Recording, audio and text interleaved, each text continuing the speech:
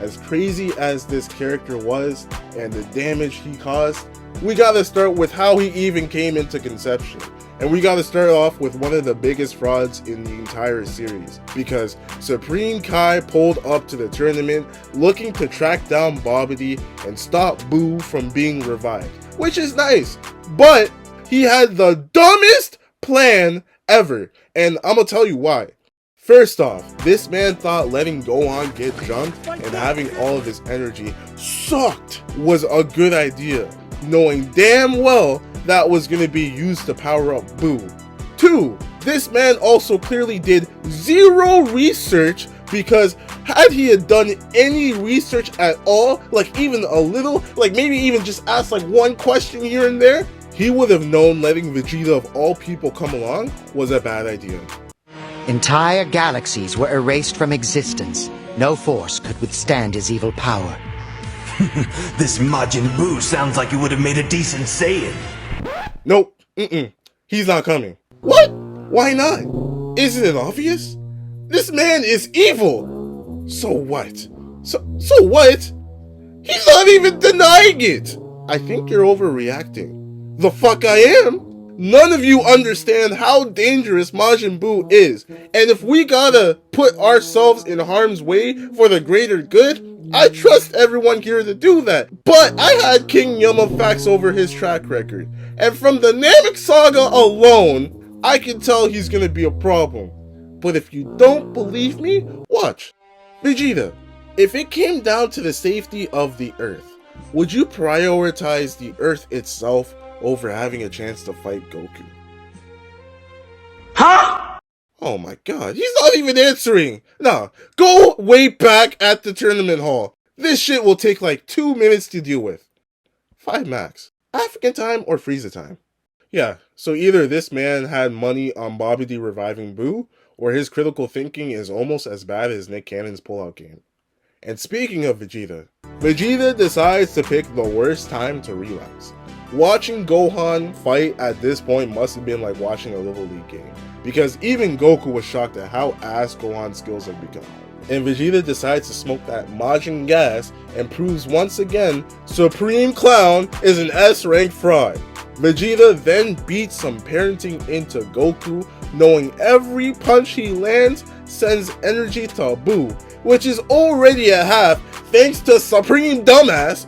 Meanwhile, Gohan is trying his very best to take out Buu, but maybe he's just not that good with balls, or his hair not long enough, I guess, because the ball pops open and straight gas comes out.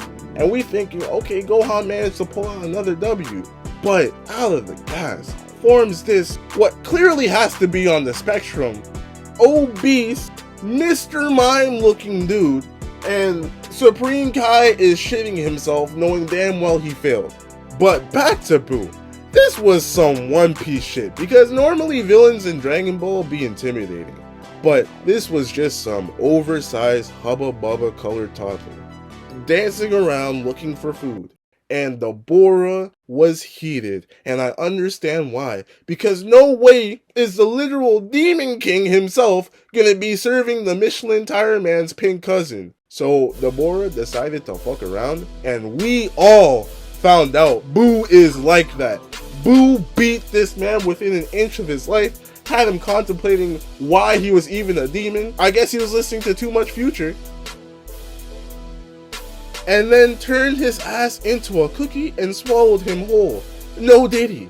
Then it was Gohan and Supreme Kai Sanat's turn. And again, we done seen Gohan get his neck snapped, bear hugged by multiple niggas. But this gotta be the worst violation to date. Like, listen to his scream. Is this nigga serious?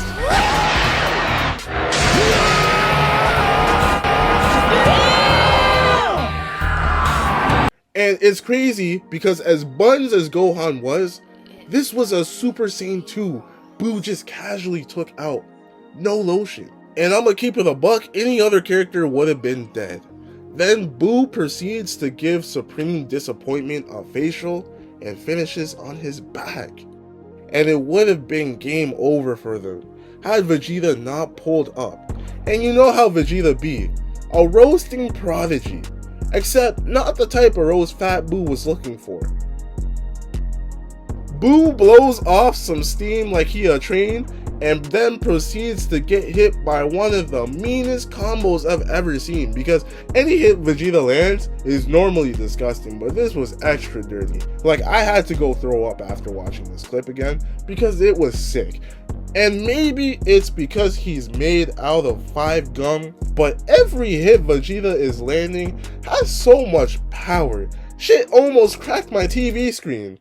Unfortunately for the Prince of Els, he was about to find out why the Supreme Fraud has been having nightmares for over 1,000 years about this nigga, because Buu inflates himself, rips off a rib, throws it at Vegeta like he catching a Pokemon, and proceeds to do this. Fight back, nigga! Fight back, nigga! Fight back! Fight back! And I know y'all saying, don't fat shame Benny, but look! This Whalmer has made a god and a Black Air Force prodigy both scream like Caleb City just from sitting on them. Now we know why the Titanic sank. Buu's fat ass tipped it over. And it's a good thing Goten and Trunks pull up when they do, because had they not, Vegeta would have been dead sooner. Out here getting his cheeks beat while Buu got his dingling wrapped around him. Shit sound like a wet dream Lil Nas X would have. And this shit just pisses me off, because Goten had the nerve to talk back to his uncle after he tried to stop him, talking about, you let Gohan go? You damn right I let Gohan go! Gohan been a menace since he was 3.5 years old. Meanwhile, you 7, you out here not taking shit serious. You didn't know how to fly until last week. Of course you're not going. Sit your little Goku light ass down, boy. But Vegeta went out like a real one. He hugs his son for the first time in his entire life. Like, the nigga is 8 years old. He's clearly had at least 7 birthdays, yet this is the first time he's hugging him. And then decides to give his life up in exchange for wiping Buu off of the map. And again, he said he did it for himself. He did it for Bulma, he did it for Trunks, he even did it for the nigga that he hates. The same nigga that he took a cheap shot at. And I know y'all want to be like, oh, Vegeta won this fight. No, he didn't! Don't do that! You know Goku had Super Saiyan 3 up his ass. Goku didn't even have this man as a priority the moment Vegeta decided to cheap shot himself into the win. It is not a win, okay? And in case y'all needed more evidence that this doesn't count as a win, listen to what Vegeta says in Superhero when he actually wins for the first time.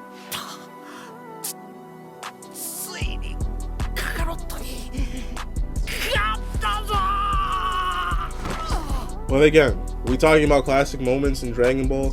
This is a top 5 moment. It is beautiful, especially when you take into consideration what Piccolo says to Vegeta right before Vegeta does what he does. Piccolo, honest question. When I die, am I going to heaven? Is that a joke, my nigga? Like, did you forget everything you did in the Namek Saga? Like, I know technically this is a different life, but that shit don't just go away. And I'm not even gonna bring up the fact that you let Cell get away. Like, bro, you almost let your baby moms and son die. Had his future self not been here, Bulma would have been watching Pikkon fight. Who the fuck is Pikkon? But yeah, I hope you like hot weather, because it's finna be hot where you going. I appreciate you being honest with me. Are you smiling? Is this funny to you? I won't even lie, my nigga. It's a little funny. This nigga's still heaven. Yeah, so your brother was just about to cancel Christmas for Muzan when the entire floor just opens up into the castle and... Oh! How's it going, y'all? You mean this? I mean, normally I don't share where I get my drip from, but I'm gonna do y'all a solid today.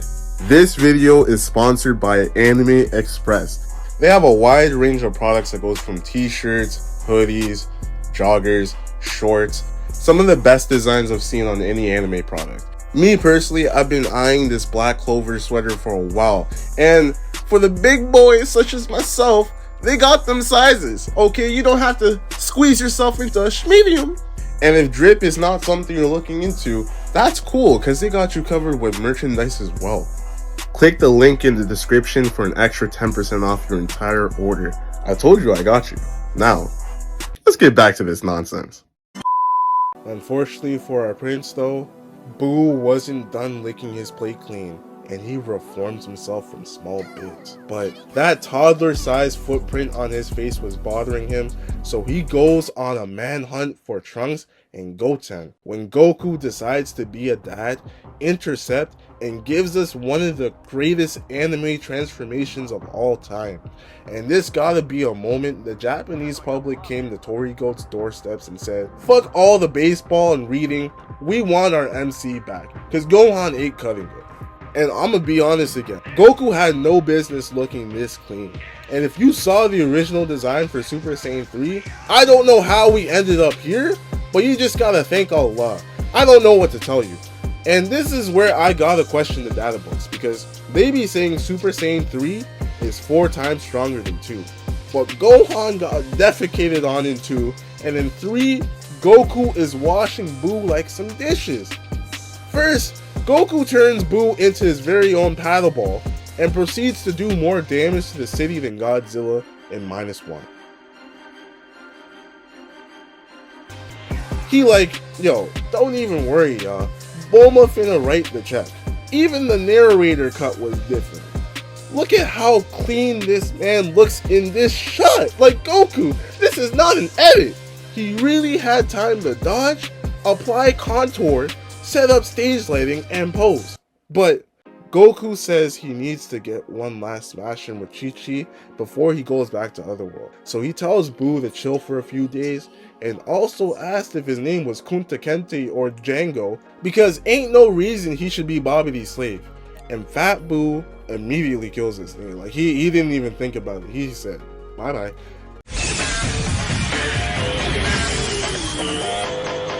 MTV, welcome to Boo's crib.